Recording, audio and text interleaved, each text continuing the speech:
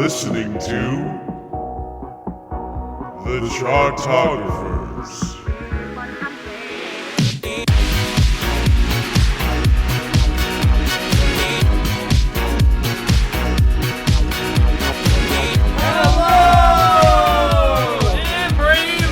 Streets is watching. Yeah, really, it's a season 2, season 3. It's the Chartographers. What's happening? Who are you? It's the Chartographers. It's a music loving podcast, the music loving people. Guys, we just finished our part 1 episode where we ranked an astonishing amount of Jay-Z albums. We ranked 7 of his 12 albums that we are doing. It's been an incredible journey, and we have 5 albums left that we are going to talk about and rank in order of worst to best. I kind of can't believe it, especially when it's down to these 5 albums. Holy crap. Let me tell you, it's me, Evan Sadi, it's co-creator Taran O'Reilly, it is special guest and Chartographers All-Star Shannon, PXGiRedman White. Find him on PXGiRedman on various sites. And most importantly, though, first off, listen to the part 1, because goodness, although there are some bad Jay-Z albums out there, I feel like we had a great discussion about where he came from, about his flow, about so many other different aspects, about how he may or may not have been bodied on certain songs by guest rappers. It's fantastic. But most importantly, though, we are now down to the top 5 albums. What are they? They are his 1996 debut, Reasonable Doubt, his 2001 triumphant comeback of The Blueprint. There is his retirement album, which was 2003's The Black Album. There is his inspired by the movie the same name, American Gangster from 2007. There is his, I guess what, I'm a cheater, but I guess I'm okay with that, 444 in 2017. That's your summary of that album? I'm a cheater, but I guess I'm okay with that? Because I'm pretty sure that's the exact opposite of the message of that album. I appreciate it. I'm a cheater and I'm a piece of shit. Holy shit, I can't believe I almost went Eric Benet. 5 albums, 5 slots. What we're going to be doing right here is fantastic. So, guys, it's tough. It really is. Because I think a lot of people, especially critics, especially when you look at like Rolling Stone Greatest Albums of All Time lists, you usually regularly, routinely see Reasonable Doubt and The Blueprint on there. And I really feel like all these other ones are definitely contenders. So, number 5 on the ranking, Taran O'Reilly. Hey. If you had to pick one for number 5 easy. out of these... Oh, really? Super easy. Uh-huh. I love it. I love this album. I think it's really good. Oh, God. But I think that as far as, like... It's interesting, because I really like the production on 444. I do. Wow! I do. I really love 444. Honestly, going into the week, I was like... Because I listened to this album a decent amount last year, honestly. Mm-hmm. And so I was expecting it to be, like, in my top 3, maybe. But there's something about... Like, again, I think all of the samples are inspired. I think that it's a very beautiful, luscious, colorful album. It goes all over the place emotionally and melodically. There's something missing. It's not as immediate as the other 4 that we have. Really? In my opinion. Really? So it's weird. So I guess we're getting right to it. I know, yeah. Jeez. Crap. Yeah. Okay, I think a little bit of context is needed there. I feel like, for a lot of people, in case you somehow missed the cultural memo, Beyonce's album Lemonade, which we covered in our fucking first episode we ever did, is essentially her dealing with the fact that Jay-Z cheated on her. This is the $1 million in an elevator incident of hers, along to Jay-Z, him cheating, philandering, basically admitting to it, and basically doing kind of an album response to a degree to what Beyonce did with Lemonade. And Lemonade is a powerful, important, and impactful statement. Yeah. It's a very empowering album. It has a lot of different psychologically deep and multifaceted details here. And 444, it's weird how I feel like I listened to it when it first came out, and yet it rings even stronger to me today than it did before. Because Jay-Z here on this album is unlike anything we've ever heard before. This is a 100% different pose from him. Because for a rapper that is known for braggadocio, for a rapper that is known for constantly declaring himself as the all-time greatest, as I mentioned in the Part 1 episode, I feel like when there's a certain inspiring event or a certain challenge that he has to face, he really likes to rise to the occasion. He needs motivation to do it. Yeah. Whether he's hungry and scrappy on Reasonable Doubt, whether it's to silence people on The Blueprint, whether it's to I need to go out with a bang with the Black Album, however you want to define it, when he's inspired, he does it. And so 440 444 is just a complete, I would argue, a complete reinvention of Jay-Z's entire worldview and his entire aesthetic. He's still a solid rapper. He still has a very, great sense of melody. I feel like working with one producer throughout the entirety of the album, No ID in this case, helped a lot because No ID, I feel like they were able to create something even closer to an artistic statement on here. Absolutely. And it's kind of honestly astonishing the levels that he goes to here. I really feel like for him to open up about his mom dealing with her own realizing that she's gay and like him being okay with that and like accepting that is a strong and powerful statement to make. I feel like him, even on the story of OJ, even though it has a couple, let's just say, questionably, vaguely anti-Semitic lines in there, I also feel like it's him dealing with black identity in a modern world in a very fascinating way. And it's still braggadocious, but it's more to the sense of I'm the greatest of all time. It's more of what am I leaving for my family. Like the entire album, all the way through, there's just this emotive elements to it that are just so striking and so different than anything he's ever done. But that's what I have to say about it. Shannon. Look, we are literally complete polar opposites. Oh. This is and this is the one thing out of this whole list that I will die with, personally. Really? This is the best Jay-Z album he's ever made in his entire life. This is my favorite Jay-Z album. Okay, so my thing is like, I don't disagree with you. And that's the thing. And that's the thing. But this is the thing. I would not be mad at anyone if they said any of the other albums other than 444. If they said this was the best Jay-Z album, I would argue it with them. But I would definitely respect that opinion 1,000% because it's like that's how close I do feel. But for me with 444, as Evan mentioned, as someone who's been listening since Hard Knock Life 2 and even went back and revisited everything, this was the first time Jay-Z was this personal and it just not just I'm the best rapper. Like I'm me, I'm Jay-Z. You guys want to be Jay-Z? It was like no. It was speaking on black empowerment. It was speaking on your rights and your independence and really owning your own, like when it comes to your business, owning your ownership. It literally, and again, this is very important, especially now because culturally speaking, especially coming, from a black background, when it comes to infidelity and cheating and things like that, it was just one of this is what men do. Jay-Z is showing like I'm fighting for this. Like I deeply regret this. Like look what I risked. Look what I almost lost because I did this stupid thing based off of some old cultural thing just because like this is what it was back then. And I thought it was like, no, like I'm an idiot. Like he's like, literally, like you can tell, like this is like he literally made the musical version of like crying and sobbing and begging for forgiveness for a mistake he made. He had to make the song cry. It's more of a song cry than song cry, which is like amazing in its own sense to me. Well, and it opens with "Kill Jay-Z," which is just kind of a striking statement in terms of like these are all the things that should happen to me over what I do. Like it is like upfront about all of this shit. I love this album to know, like, and again, and I know it's more recent than the other ones and stuff like that too, but that's what's so fascinating to me is because Jay-Z's been doing this at this point for 20 years. So for him to unveil a new level of for him to raise the bar again, and he arguably did some of the best rapping he's ever done on Marcy Me. Marcy Me, his flow His flow, delivery, the bars, the cadence, the production, how it fits with him. And it's like, and again, this is him challenging himself because, again, he's been here 20 years. The way he kind of gets in his pocket with his flow, the kind of hesitation and to keep going and like, oh my God. I love that song. I love that song so much from a rapper standpoint. Like Taran doesn't. No, if Bam wasn't on here, I think Marcy Me would be my least favorite. What? Yeah. I mean, Bam, I love the horns on it. I don't love the song. I love Bam. I think Damien's annoying. What? I love it. It's just, For the record, Shannon, I had a very strong connection to 444. I would not put 444 at number 5 at all, personally. That's just me. You still have reservations. Yeah, okay, so look, again, when it gets ranked higher, I will not be upset. Like I said, I love this album. I just think that it's very concise. And so for me, Bam is that much more of a problem. I think Family Feud is incredible. Mm-hmm. I think that the way that they took that sample in and then Beyonce re-recorded it and they build out those harmonies at the end, I think it's brilliant.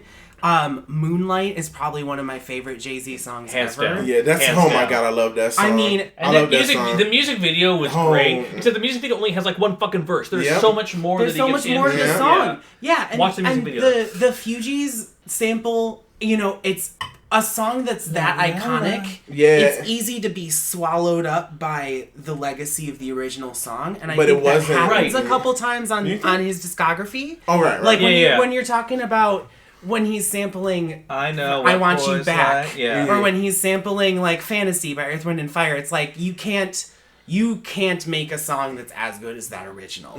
Yeah. But I think that he does on Moonlight. I mean, it's so visceral. Well, And it's so immediately relevant, and and like speaking to the experience. I think No ID, I feel like I mean, the thing is, I know of some of his production before. I don't feel like he's ever produced quite like this before. For me, there's a lot of reminiscent of what J Dilla did. Because what J Dilla was so fascinated before, a lot of times when people like loop samples before and rap beats, what they did is they took like a very specific horn or they isolated some certain instrument or whatever and, pulled it out and was able to loop it that way. But what J Dilla did, most famously with Donuts, his album, is that he just cut the song as is. So it doesn't matter if it was mid-snare or anything else like that. He just cut these elements and put them together and made something melodic out of it. And that's almost what I feel like No ID does here. Because when that Stevie Wonder sample comes in on Smile, and then it's just like, like, it just like, ooh, like, he just looks like the tone changes just so deliberately, so specifically, and adds a beat behind it. And it's just wonderful. Story of OJ, too, with that Nina Simone sample on there. Like that piano is just like, it's like sporadic and like emotional and like soulful. And then you have those drums that kind of come at these different moments and just like start like flaring up. Like, it's just from a production standpoint, him as a collaborator, as a full album collaborator, I feel like it's just, he needed to make a statement of an album. And more than almost any of these other albums that we're talking about here, there's a unity, there's a clarity, and there's almost a story to it of what 444 is. And I respect that. Now, personally, go ahead. I was just going to say, every time he goes, I'm not black, I'm OJ. Okay. Like, I laugh every single time. Look, and I guarantee you, just like me, there's probably millions of people that when they heard that before he said it himself, everyone was like, okay. And then Jay-Z, and it's just like, and it just shows you how impactful of ridiculous of a statement it was to make and how we all receive it, just like, oh. Okay. And it's just like, and then it goes right into the song when it talks about like, don't die in a neighborhood that your mama's renting. Yeah. If you Buy gonna the deal neighborhood, drugs, you're gonna flip it and buy everything, and that's how you rent it. That's how you make the money. Yours is how you make it clean, and that's how you uplift your community. And granted, it's definitely a different kind of way to do that, because one would argue that if you're, selling drugs to get money to do that, you're also harming your community. Yeah. And which is kind of, but again, that kind of speaks to what he did himself. Yeah. He Like, cops to that, though. yeah. Yeah. He copped, like, I He forget cops to what a lot song of it this is, but fucking he's album. like, there are people that I loved that I sold drugs to, and that's terrible. Yeah. Like, he knows. Yeah, so it's like, and I think that's what makes this album so legendary for me is the fact that he was able to capture and do all of this in 2017 after he's been doing it for 20 years.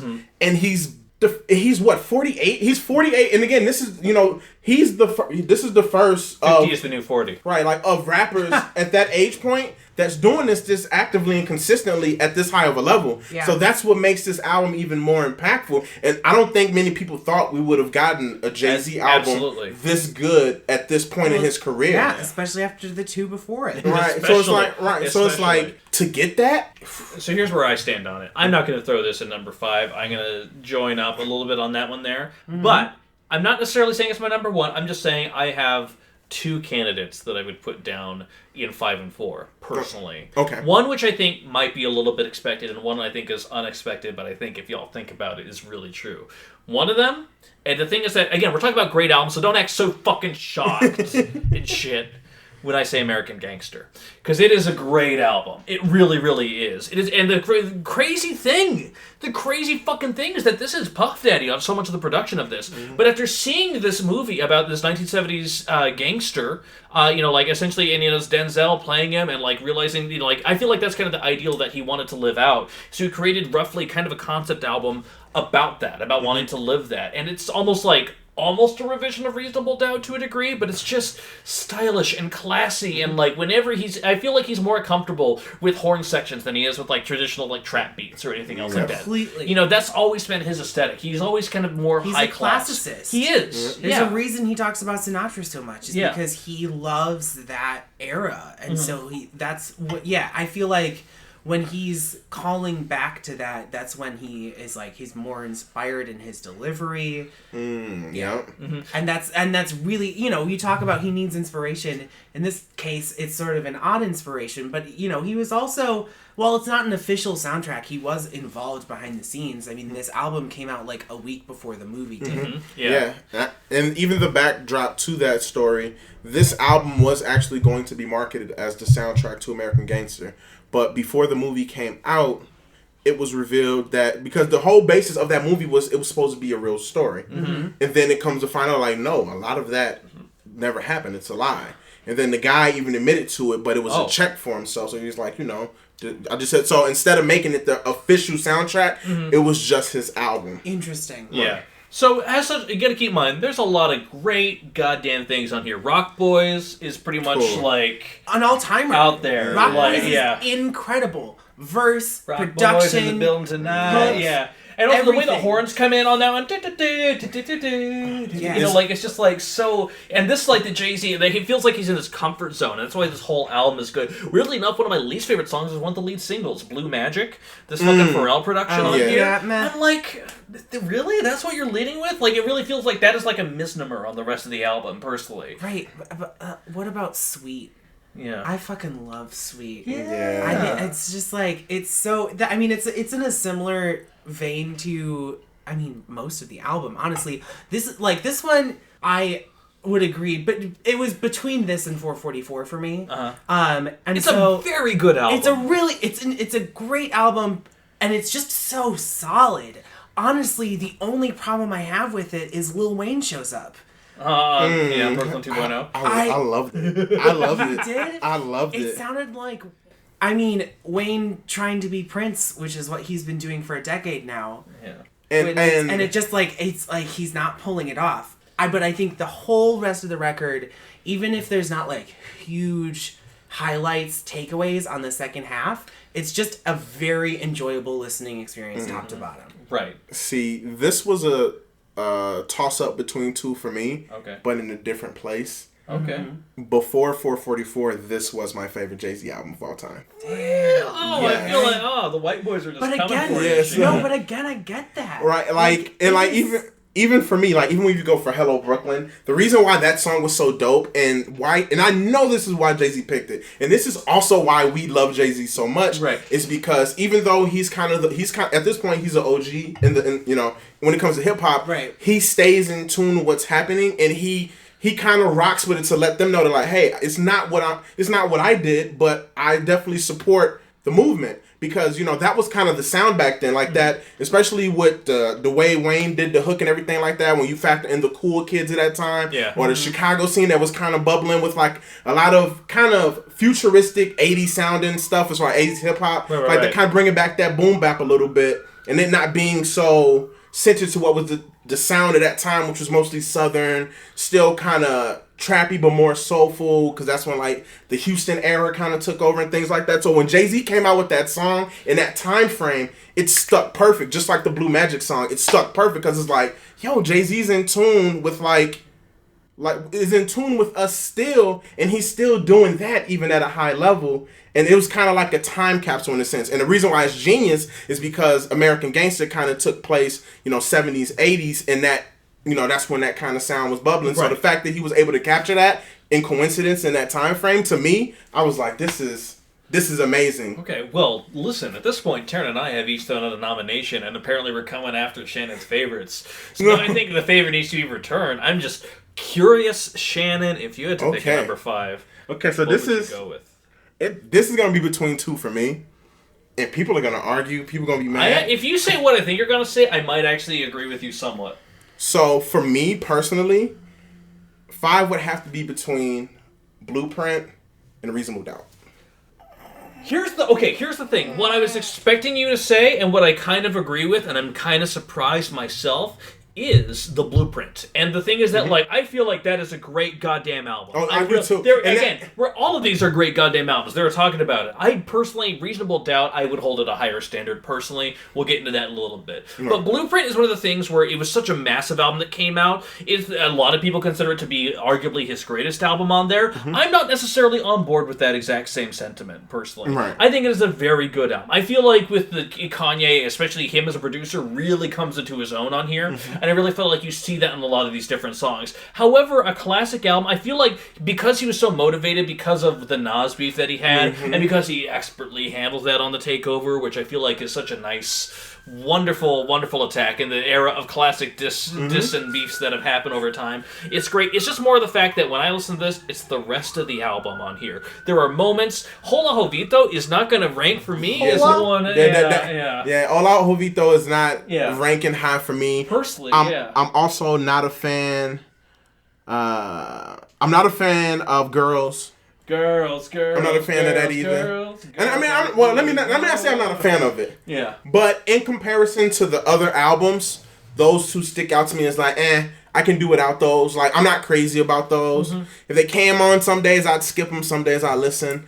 But like, again, this is where it gets difficult with this bunch of albums because you can have so many varying views. But like for me, Blueprint 3 and Reasonable Doubt for me was like kind of, I love it. It's a classic album, but it's just weird because it's like I can't say anything bad about Reasonable Doubt. Come on, yes, but it's you like can. I'm trying to, but it's like I love that album so much as well. But I don't love that album as much as I love the Black Album, American Gangster, and 444. I feel like Reasonable Doubt is up there for me because the production is fucking timeless. Phenomenal. I It's mean, timeless. honestly, Reasonable Doubt, like, I feel like 444 is the first time that the production, like, called back to Reasonable Doubt and was, like, that solid. Well, maybe American Gangster, too. But, like, it's just so colorful. There's so many, like, there's a lot of string samples. There's a lot of just taking it back to a completely different era. And I just think it's totally brilliant. And if you read about it, I guess apparently the producers Ski and DJ Premier were apparently fighting a lot. Like, apparently they, like, kept coming in with roughly the same beats for the same songs. It's just a matter of who got there first. Like, they were fighting over it. Like, apparently, I think it's Ski that ultimately landed Brooklyn's Finest with the Notorious B.I.G. one. But I believe it was actually DJ Premier that actually had another one, similar but not the same. And also turned it in, but Ski got there first, so he got the beat on the album. And they both have beats across the album. Yeah. But I also feel like the thing about Reasonable Doubt that is so fascinating is I feel like that is the most authentic Jay-Z. Jay-Z has said in interviews that that's one of basically his favorite albums he's ever done. And like I feel like it's just because it's just the most genuine. It's the classy, stylish hustler gangster. Right. Like that's like everything that he needed to do. He was able to do and I definitely like because even Jay-Z said himself. He said the reason why he used, and again, even he's questioning himself, which is so weird that he even questions himself now about what his best album is, because he said people have convinced him of otherwise, and he's like, I kind of agree, because Reasonable Doubt was the album he had his whole life to make. So so like that's the album like you went through everything in your entire life to make this first album. So like, and he did it perfect. Like he did it in a perfect way. But for me, well, at least at this point, like at least two of us think that Blueprint 3 is a contender for fifth out of You these mean five. Blueprint. I You mean, say Blueprint 3. I don't know why I keep saying Blueprint 3. Blueprint itself is in content. That's how much I hate that album. Taran's got feelings. So like, okay, so would you rank Blueprint 3 1? I mean, I keep saying Why 3. do you keep saying Blueprint I don't know. He has too many blueprints. Would you rank Blueprint 1? yes. You would rank Blueprint. So Blueprint would be your favorite. Blueprint is my favorite. Really? Yeah. Wait, walk us through it. I think again, I'm looking at it from beats and hooks and just like overall like impact of verses, and I think that Blueprint just there's not a weak song on it. And like it maybe doesn't have my favorite. I mean, your hooks, so one of your favorite like, songs is Renegade? Okay. I hate that beat. Look. I'm not a big fan of the hook. The hook sucks. The hook sucks, and the beat's kind of weird. Renegade is not my favorite song on here. But Eminem's. But Eminem. I have a hot take about that song too. I don't think Eminem bodied Jay-Z like really. Eminem Okay. thinks. No, because if you really listen to it, I think the thing with Eminem's verse that wowed everyone was the like how he did it, like Yes. the flow, the cadence, the dexterity yes. of it, Yeah. right? But It doesn't totally make sense. it doesn't. And Yeah. if you break down his verse versus what Jay-Z said and the meaning behind it, Jay-Z was in his bag. Like for me, as far as like what they gave us in the studio, Eminem just goes so hard and Jay-Z's taking it so casual that when you have those two contrasting styles in the right, same you're gonna song, go with the one that's more it's just energetic. it's just hard to pay as close attention to Jay-Z's verse because Eminem just grabs your attention. And he might- wrote a his beat lyrics- that's for Eminem. Right, and that's Yeah, the thing too. yeah. But what I think when I rank my verses and stuff like that, because even back in the day when it first came out, I was like, yo, Eminem's spaz. But it's like as I got older and I really dissected what was being said, I was like, yo, Jay-Z was in his bag. I don't think Eminem Right. bodied him like people keep saying, like you got bodied on your own. Like, nah, I don't necessarily agree with that anymore. I also really like Heart of the City. It's just Oh my I really God. like Heart of the City. Have you guys heard the live one, the something? But it's like the one with the lady singing it. He's performing it live, unplugged. Oh. He didn't unplug the Blueprint. Oh. You guys have to watch Heart of the City MTV Unplugged. That is probably one of Jay-Z's best. Whoever that vocalist was, I don't know who she was. I hope she's doing well in life because her chops. Oh my God! And at this time, people didn't think anyone could do that for Jay-Z in a live performance other than Mary J. Blige, because she used to do it all the time with Jay-Z live, and she used to sound magnificent. But that live performance of Heart of the City, all right. I love that song. Well, we have a lot to talk. Okay, go ahead. I'm not done. Yeah. Okay. You guys mentioned "Girls, Girls, Girls" as like a bad song. I didn't. Well, I'm gonna say necessarily bad. It's fun. The hook, Yeah. the hook is obnoxious because he definitely just got like some random friends to record it. Like it's not him. Girls, And I I do know- a dog. I Well, know. So on the Girls, first Girls is a sample from, I think that's Biz Markie doing I that. think so. Yeah. Yeah. That makes It sense. maybe I don't think that started makes as it a better. sample. It maybe started as a sample, but there's definitely different people singing it. Because Right. on the first time it happens in each chorus, it's two people who are at least in key. And then the second time that happens, one of them is for sure tone deaf. And like, I'm like, why would you put someone fucking tone deaf on your song? What is happening? But you're I drunk in love the studio. That's But the fun. beat Yeah. is so. But I just love the beat so much. I think Izzo is a fantastic, fun little song. I think Jigga has a solid hook. He gives some great verses. Love Song Cry. I also I Song Cry. don't love Song Cry, but I'm into it. I just love think it. Never Change does a very similar thing, but better. Never Change is dope to me. Never Change is like a great ass song. And so like I get why you guys are maybe putting it lower. It's not as like maybe innovative as some of the other things here, but I think it's just a incredible solid pop record. Okay, so I feel like we're talking about a lot of different records here, but when it comes, I feel like every record we mention have been someone's number one or close to number one or whatever. So if we had a number 5 and we said the Black Album, how would we feel about that? I couldn't do that. I know. That's why we're weird. talking That's about it weird here, to right? me. Yeah, I couldn't do that's that. too weird. I couldn't do that. I think we are all agreeing that the Black Album is not number 1, but it's definitely not number 5. It's right? hot. Yeah. Okay. I'm agreeing with that 1,000%. Okay, so let's go ahead. Let's talk about the Black Album a little bit, though. I really just Okay, want to talk right. about all these other fucking records. Let's Yeah. just go into that. So his fucking retirement album, his one that he was about to go out on, it has arguably his most well-known song. And listen, it's been overplayed. We all know it. I still think 99 Problems might be one of his most perfect containments of what it is, and it's also one of the only few times a rap rock song has happened, worked. and it works. Because holy Amazing. shit, it fucking works. Because I hate rock rap songs. But Sorry, this, Cypress Hill. I Wanna love. be a rock superstar and live large. And what made this album so iconic is that he came out with the movie with the album, Yeah. and you could see his process and how he just came up with that on the fly, and just how talented he is as a rapper. Like, this was literally the best ending to a career. If he was to stay gone, shout out to Kingdom Come. But if he never made another album after this album, he would still be, in a lot of people's opinions, one of the greatest legacy artists to would be ever do secured. it. It would Yeah. be cemented at that point. He didn't have to do anything after this album because it was just that good. He got literally the Justice League of the best producers you can find. Yeah. And they gave him the best. They knew this was his last album, so they gave him like dirt off your shoulders. Yeah, dude. Yeah, you got dirt off your shoulders. You have, hold on. Oh my God, Encore.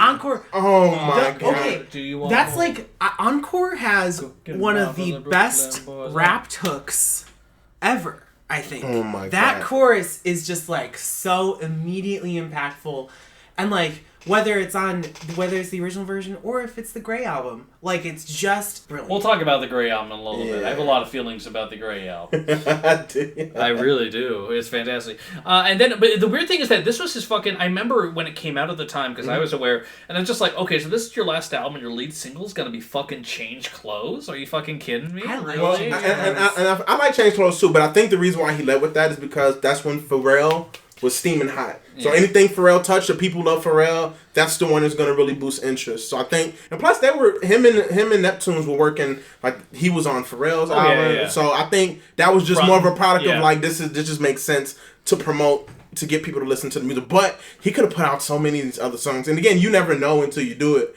But he could put out a lot of these songs as the lead single. What can I say? Oh my God. Yeah. Oh, can we talk about Lucifer for a second? Yeah, it's not even about Kanye beats, by the way. God, I miss Kanye. Like, That real, Kanye. like, right, Lucifer. yeah. Oh my God. Like, this is when people were like, "Oh shit, Kanye's like, he's legendary as a producer. Like- Absolutely. Like, he's up there. He's up there.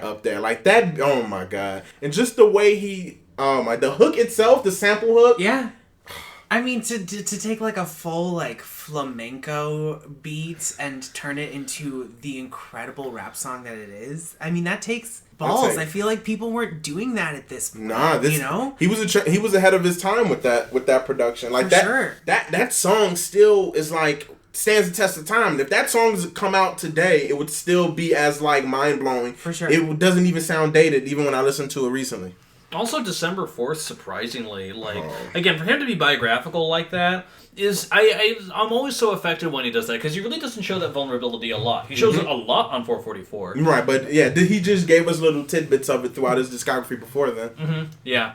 And it's just like, and then of course, Moment of Clarity, you know. Yeah. And I feel bad, honestly, if Madonna was able to come through and sing Justify My Thug like was originally intended, I feel like that would have been, Annoyed. yeah. I'm just annoyed that's even a thing. Justify That's like my the thug. one like Yeah. big moment on this record. You don't like Justify My Thug? No, because I like it. I don't even like the original. Yeah. I don't like Justify My Love, so why would I like the remake of it? Alright. That's fair. Okay, so going forward, guys, we have 5 albums, 5 slots, and we've talked about all of them. Listen, I don't think anyone's favorite is necessarily going to be number 1. We do have to work our way through. We have to compromise a little bit along our way. Go ahead. Oh, never mind. That was your number 2. I was Yeah. gonna say American Gangster, but No, I say I think you and I have to gang up and outvote. I think American Gangster has to be number 5. Just when we're talking about these other 4 albums here, we talk about the consistency and talk about the statements that they make. Yeah. And I feel like, for me, it's honestly coming down to what album is the most Jay-Z. And a lot of these are really a lot of Jay-Z. And the thing is, I feel like 444 and I feel like Reasonable Doubt are very, like, so emblematic of what Jay-Z is. Right. American Gangster is almost like he's enjoying the fantasy, he's living the fantasy of going through this. It's like the only thing that's holding me back is just like, I don't love every song on here, you know? Like, that's my biggest thing. is it as iconic? No, and it's not, it's not. It's not See, even a matter of again, iconic. And again, Yeah. a lot of people, and again, you guys aren't off with how you feel about it in comparison to the rest of us left. Because it's only a small sector of people that feel like American Gangster was up there prior to 444. That's me.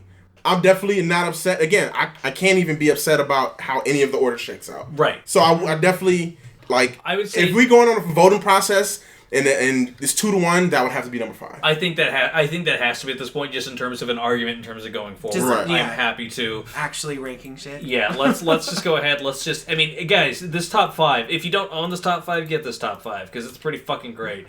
American Gangster is our number 5 pick, which leaves Reasonable Doubt, The Blueprint, The Black Album. Doesn't make it and any 444. easier. Does not make it any Does not easier. make it any easier. Honestly, okay, and here's my only other. Oh, go ahead. I think after talking it through with you guys, I would be willing to put Blueprint at number 4. Oh. Why? I just, after like thinking it through and hearing your arguments against it, Like, it's your favorite album. yeah. Right, and that's fine. I also, it's my favorite album, like, just on a purely, like, song-by-song basis. I love pretty much everything on here. But I will also say that I think there are individual moments on the other 3 that maybe stand above it. Mm-hmm. And so, since you guys wanted to put it lower, I think that makes sense. Well, that's awesome. That's huge. I can't believe we're doing it. And guys, the Blueprint at number 4. And okay, I'm sorry, I gotta fucking call it at this point though. We've been having we're compromising all the way through. Reasonable Doubt Black Album 444. Who's the outlier? Black Album. It has to be. I would say that the outlier in this one would be the Black Album. It is a great album, and I really don't feel like we've even talked about it enough, honestly. But like at this point, like the Black.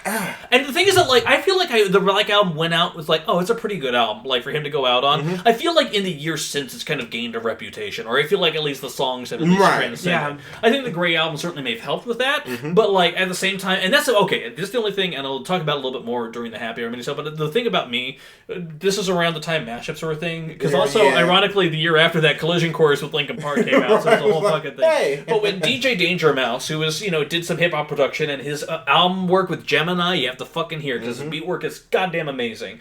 But like he went ahead and one afternoon was just like, oh well, let's get the Black Album and let me take the Beatles' White Album and mix it together and do the Grey Album. And I really feel like he was able to, in some cases, for certain songs in there I didn't like as much, he was able to find a musicality and a joy to it, which sometimes I felt like was missing from it. I don't love the beat of Dirt Off Your Shoulder. I felt like he was able to do a better job on it personally, but he was also, unlike all these other fucking things when people tried to mix like, here's the Blue Album with this or whatever, and it always fucking sucked, is that he was always able to match tone to tone. Yeah. Like when he did Change Clothes, like here's a poppy little ditty, so he took fucking Piggies from the White Album, this like a little fucking sample, and married it with it. Like he was able to find the tone for each of these so succinctly and so greatly. That also just speaks to how good all of these verses are. Yes, absolutely. You can completely take them out of their context, and they still they work. actually released the album as just a vocal album. Yes, that's how much they knew. They were like, this. Well, and I remember on the Billboard charts, the fucking Jay-Z, the Black Album, acapella only,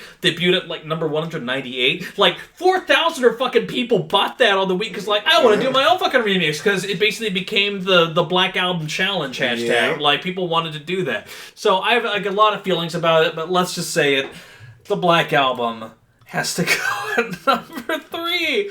Why are we doing this? This is so insane. Oh my god, guys. The debate between Reasonable Doubt and 444. And now, what's interesting, what I thought was going to be the discussion, I thought it was going to be 444 and Blueprint. Yeah. And Reasonable Doubt is more difficult for me to argue with 444, but I'm like diehard. Go to the grave. If we gotta vote, we gotta vote. But 444 is my favorite album of all time. Go ahead. I get it. But see, Reasonable Doubt is just like such... It was a different era for hip-hop. And I feel like I wish he hadn't jumped on the train where hip-hop went for his next 3 albums, 97, 98, 99. Like, it just wasn't as strong... Just... standalone beats wise, and because the beats weren't as innovative, I feel like he wasn't as inspired, lyric wise. Obviously his flow was improving the whole time, but Reasonable Doubt is just such a rich album, and it has a handful of my like favorite all-time Jay-Z songs. My favorite Jay-Z song is Politics as Usual. Yeah, I mean that's a fucking classic. Yeah, it's phenomenal. It's phenomenal. It's a classic. And that's the thing is like there are some songs on here like if you're looking at like Friend or Foe or like Coming of Age where I think his delivery is a little too conversational. It doesn't feel like rap per se. It just feels like talking in a few places. But like Politics as Usual, again, that's an all-timer. That is a timeless song that could come out today and I think it'd be just as mind-blowing. And then, you know, when you get Dead Presidents on there, Brooklyn's Finest Finest is so goddamn fun. Yeah, it's like a piano bar duel, but with lyrics. Yeah, and you can know? tell they're pushing each other. They apparently didn't write down anything in the studio. No, they went in and they just... both of them never write. Yeah. And I think, like, for me, and that, again, Reasonable Doubt is iconic. It's just like, especially, and I'm glad that I was able to listen to it really for the first time as an adult, or like as an adult at like 19, instead of hearing it as a kid and not fully understanding it and kind of having feelings about it throughout life. Like, it's extraordinary. Like, the themes, the topics, just, it's gritty. It's a time capsule of that time. Like, when you listen to this album, you're instantly in 1996. I would actually argue a little bit against that, because only, like, at the time, I feel like no one was doing this specific thing here. I really feel like around the time, like, gangster rap, you gotta keep in mind, it was like 94 is when there was the heat of the East Coast, West Coast rivalry, and the years that followed shortly after. This is when P-Funk and West Coast Funk was starting to take over, and it really became a matter of how thug are you, of how gangster are you. And here, Jay-Z was going back to the original gangsters. He was going back to, like, classic city gangster type things. And I feel like that's so emblematic in his production, and I feel like the fact that he went with these production choices as is on this fucking bargain budget of a dime as he's making his own record label, it's just so surprising to me how effective and how I feel like true to his spirit that was. Because he sounds so comfortable on here, even on fucking 22 twos, this fucking, oh my god, is that Jay-Z over there? You put down that champagne and you come up on stage. I'm like, oh my, that might be my least favorite song on here. Right, but like, just the creativity of it is like... Right, because like, and the whole thing is that it feels like you're at like a late night speakeasy or something like that. Like, you know, like someone would spot Jay-Z out there and of course bring him up on stage. Like, there's creativity to it too. And so like, I feel like he was standing out, and it's weird how like he embraced his persona so much. This is his one shot, and he took it, and then he put out albums after the fact. So like, that's why American Gangster is so refreshing, because it does sound like he's referring back to the sound. It feels like he's bodying that character again, and he's having fun doing it. But at the same time, 444 is still so... Like, for me, like, 444 is like, and again, it's definitely like the fact that it's as impactful as it is already. In 2017. 20 years. Like, already. And again, Reasonable Doubt, people didn't regard Reasonable Doubt for a long time. It took time for people to really give it its appreciation and things like that. But 444 is just like, and again, while it's definitely a shorter album, it like, everything it attacks, it does. I appreciate that it's a shorter album. Exactly. Like, it attacks everything so masterfully, and it addresses so much. And it's like, so much you hear about artists when they rap, especially with rap, especially in hip hop. Like, you know, you give yourself compliments. That's what you are as a rapper. You're giving yourself compliments. And Jay-Z put this revealing album out saying like, yo, I fucked up so much. I'm an asshole. I stabbed, like, just being so revealing and vulnerable, which is something that, again, is definitely a polar opposite from the 1996 I'm the Most Thug persona. And so to just see that evolution and growth in an older artist, and for it to resonate still so much. Still be so high quality. And it's like so high quality and so personal. Like, again, at the time he made Reasonable Doubt, it was his whole life. It took him his whole life to make that album. But then it seems like 444, it's like it took his whole career, like the trials and tribulations of being the biggest rapper in the world and things like that. And then realizing how much you want to reach back and help people. You understand that the world isn't in the place that it should be and how things need to change. You want to educate people and uplift and teach. Like, it's just all, like, I feel like 444 is all of these edits, like, it's like, this is the embodiment of Jay-Z and him being revealing in it. Like, you know, even though you do these bad things or whatever, you can take those things and bring something positive to it. If, you know, because I understand you have to live in your environment. It's like giving such people in those certain conditions so much hope. And that's why I love 444 so much. Personally, it came out, it just kind of hit me. I'm like, wow. And then he doesn't have a ton of features on it, but the ones that he does, and I understand you don't like Bam. You're not the biggest fan of Bam. Bam is fucking phenomenal. Like, when I heard Bam, I was like, oh my god. Because again, you know, I love and with Damian Marley, he had the album with Nas. And I love that album too. But I love that album because Damian Marley actually bodied Nas a lot on that collaborative album. So for me, I was like, oh my God, this song is so dope. And again, I think another thing that just makes it, if we're talking about the full package, the videos that accompany the songs on this album. Oh my God, every single one. Like, it makes you appreciate, like, watching the 444 Even the video. bonus track video. Yes. With the pizza. It's like, incredible. Like, it's just like, everything just about this was just like, this is me. Like, for me, it's just like, I'm looking at Jay-Z at his best. As someone who's lived life, the ups and downs, has, is aware of his wrongdoings and is repenting and is showing you that, like, hey, it can start out here and you can change it. You just gotta have the right mindset, and don't hate on the kids that are out here wilding, because we were like this too at a certain point.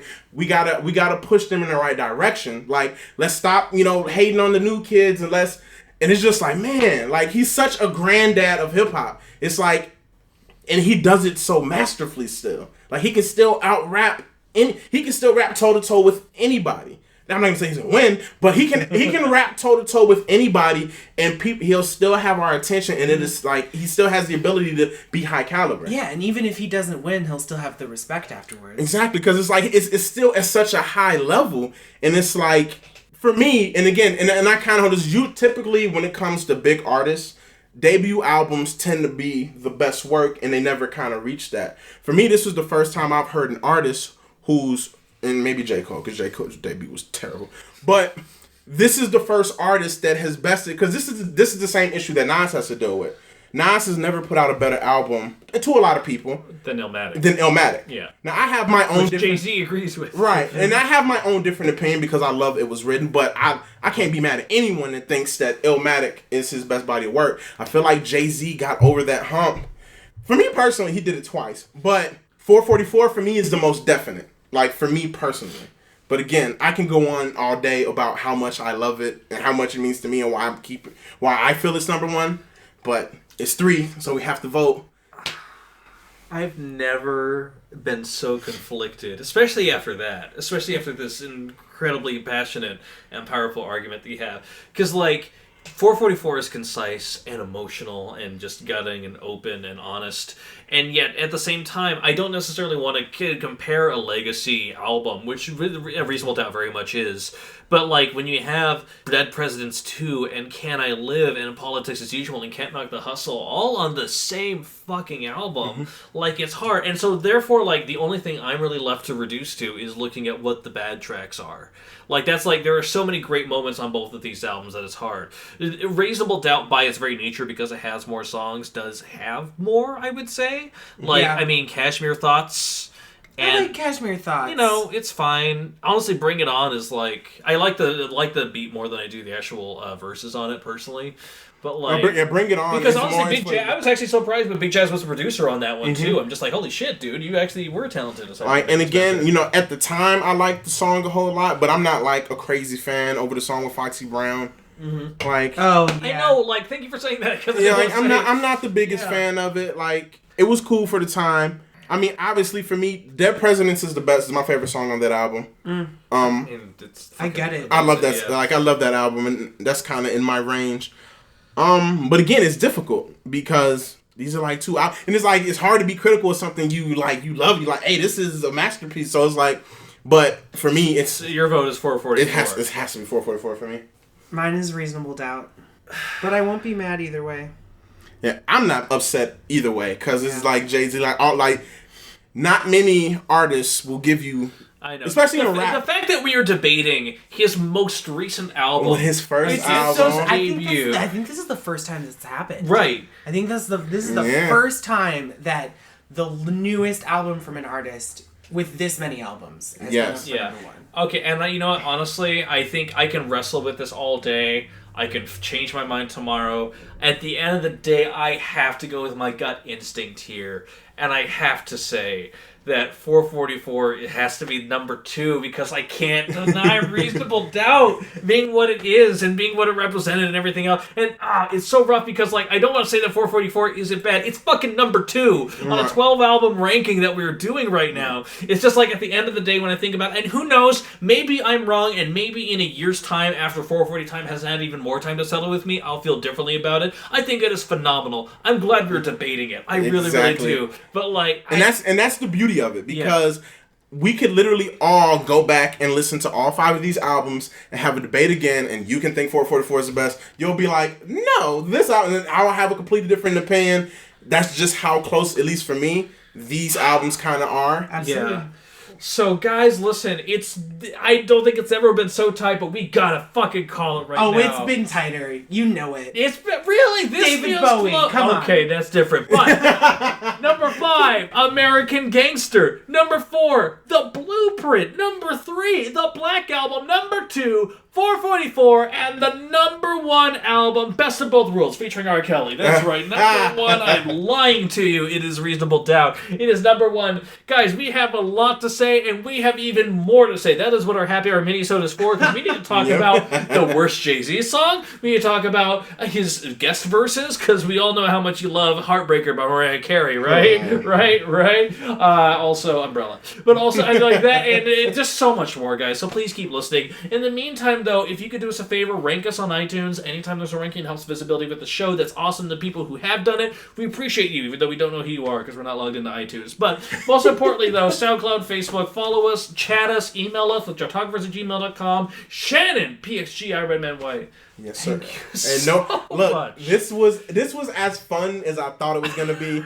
Like, because again, it's so much goodness, and it's just like, there's really no wrong answer. It's just a matter of like, we gotta rank it. When we finished the first episode and I saw that we had these 5 albums to deal with, I'm like, how the fuck do we determine anything? Because I mean, I'm so happy with this ranking. Honestly, things didn't land up exactly where I had them, but like, it's definitely not a bad ranking. Yeah, no. And I definitely understand people will agree with it, people will disagree with it, but it is what it is. I mean, all 3 of us disagree with it somewhat. So. Right, in some way, shape, or form, like there's somewhere. But again, like, I think the list is solid, and again, it's also a good determining factor for like to know how great Jay-Z is. It's like, look at his top 5 albums, and the fact that we had a hard time deciding even what number 5 was out of them. So that's good. Yeah. Anywho, so guys, please do us a favor, keep on listening, because god damn it, you know that we'll be.